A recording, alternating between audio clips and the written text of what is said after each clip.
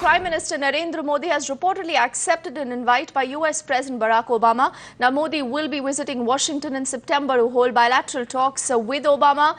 This move clearly then signals the end of a 9-year freeze by the US after it denied Modi a visa in view of the 2002 riots. So this is the big developing story now. Narendra Modi, in fact, will be meeting Obama in September. America's 9-year boycott of Narendra Modi clearly ending. Is this a thaw then after 9 years, and what really to expect out of that? That will be very significant, in fact, as we look forward to that crucial meeting. And remember, we've seen the US, in fact, extending its cooperation, and far as those congratulatory calls also coming in from the Obama administration earlier. Let's also get more perspective from Srinjoy, who's on the phone line with us.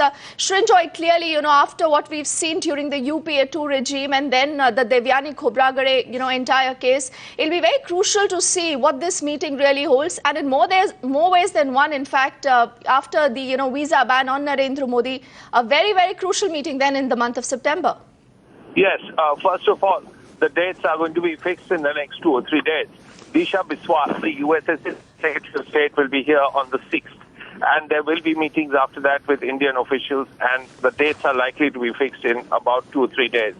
After that, we see a possibility of a meeting between John Kerry, the US Secretary of State, and Sushma Swaraj.